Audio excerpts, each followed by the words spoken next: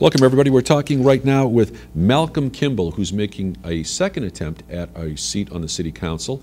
He is not an incumbent. He is a challenger, and he's a person that has some very interesting ideas based upon what he's found from his perspective that are things that are affecting the city of Haverhill that he thinks you should know about. We're welcoming you to the program right now, Mal. Thanks very much for being able to be here to talk about some of these very compelling things that you've discovered and you think needed some attention. Can you give us an indication what some of those things happen to be?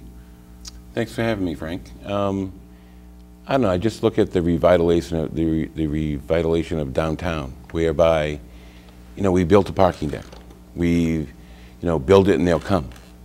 And the problem being is we built it, and now what happens is we don't have a parking plan. We developed a parking deck, but there's only 315 parking spots. And to date, 180 are already been spoken for. So that leaves like roughly 135 left. This is for the new parking deck that's been built by the train station. Right. And my question is why do we always design for less than the adequacy for what we really need? What should it have been for, in your opinion? Well, if you look at the surrounding buildings, there's 8-story buildings all around that portion of the city.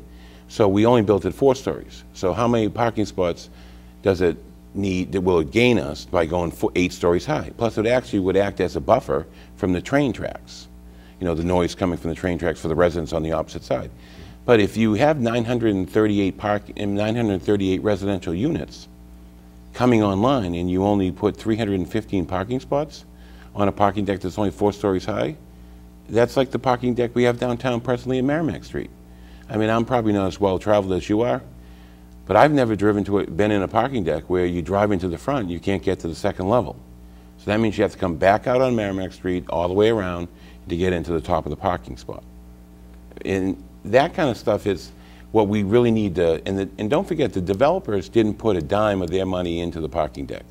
So what really should have happened is where, if they have a 1-bedroom unit, they should have paid $10,000 towards the parking deck.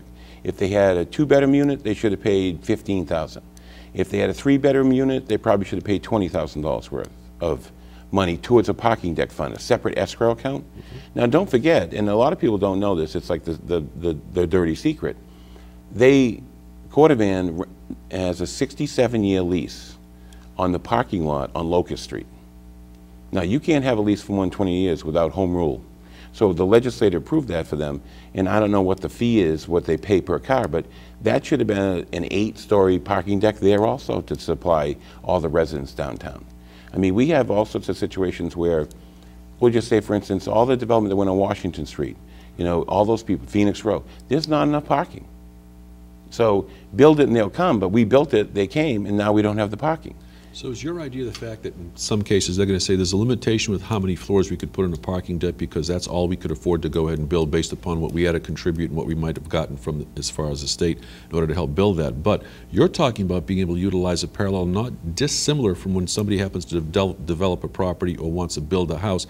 There's a hookup charge to the water line and things of that type, or there's a development fee that the developer happens to incur. And you're talking about a similar parallel in order to try to give people what they need without the city of Haverhill having to necessarily foot that bill too? Right. I mean, you had the developers have all got $1 million tax breaks for developing these old, the brownstones.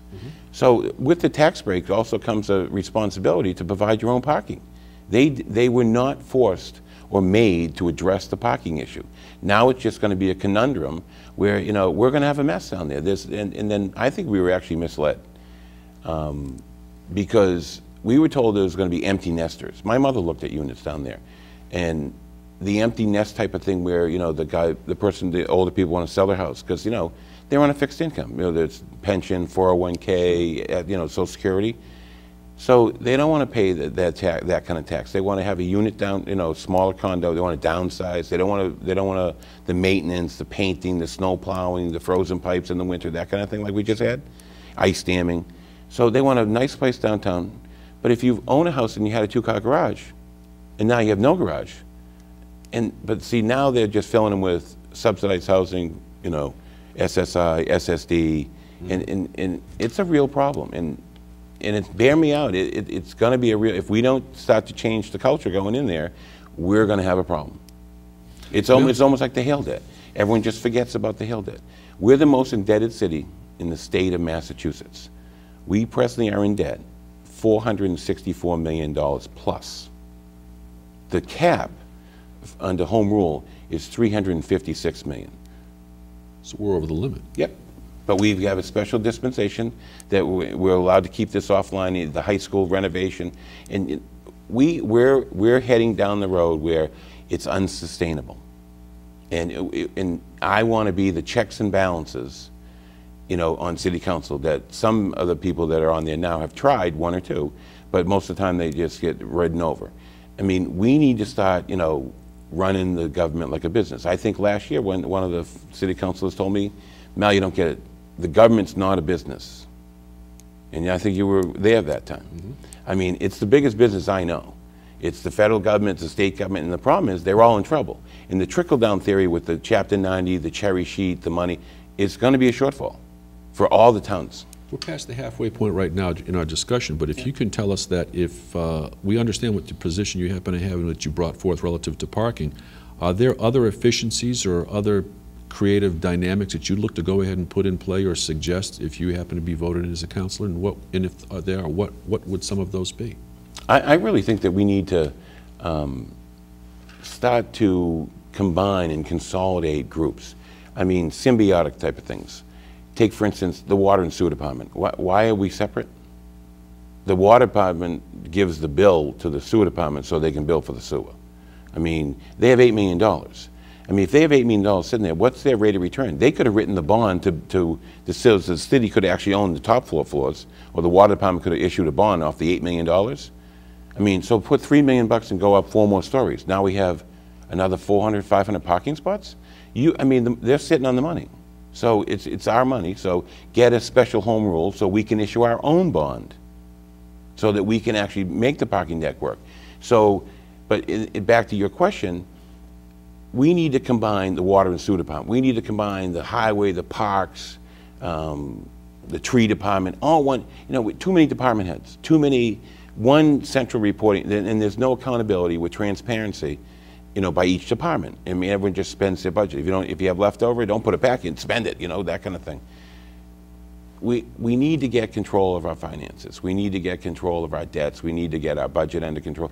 I mean, everyone's taxes, I mean, your property values went down 100,000 or plus, but my taxes went up $400 or $500. Yeah. That's a great deal. I mean, do you run a business where you can do that? No, you can't. Right. But are you suggesting that the dynamics that you're talking about putting in place, such as consolidation and such, while they have not been done in the recent past, that ultimately they're going to have to be done sooner or later, so better to get ahead of the curve and do that sooner? If we don't grab the tiger by the tail and turn it around, I mean, we're heading towards, in my opinion, receivership. Just like Chelsea. I mean, we're in worse shape than Lawrence, but they keep getting funding because of the, you know, just the socioeconomic thing going on over there. But, I mean, take, for instance, the school. I don't think people realize that there's 5 vice principals in the high school. I mean, and department heads don't teach. My mother was a teacher in the Groveland school system. And if someone was out sick, usually someone came down, you know, the principal or someone else, went in and taught the class. And then they said, okay, well, let's say, for instance, go back 3 weeks in your lesson plan. What are we doing long division? Okay, John, come up and do this problem and teach it to the class. Because my mother was always of the opinion that if you don't understand it, you can't, and if you can't teach it, then you don't comprehend it and you don't know it. So if you can't teach it to a fellow student or can't teach it to you know, even some kids are capable right now of probably teaching it to the parents. But we've lagged in the school department. That's why our MCATs are bad, because it's a push them through. It's not, you know, they need to understand. In order to understand the problem, you need to actually to understand it, you need to be able to teach it. If you can teach it, you understand it and comprehend it. Okay. Malcolm Kimball, that'll have to be the last word, but we're talking about you being able to make your second run for city council. You've got some compelling ideas that are very creative, and it's almost ringing an alarm to let people know in advance, and that's, we wish you the best of luck in being able to try to bring your ideas and your programs forward. Thanks very much for being here, Malcolm. Yep, and I actually... wish you the best of luck. Thank you. Thank you for having me.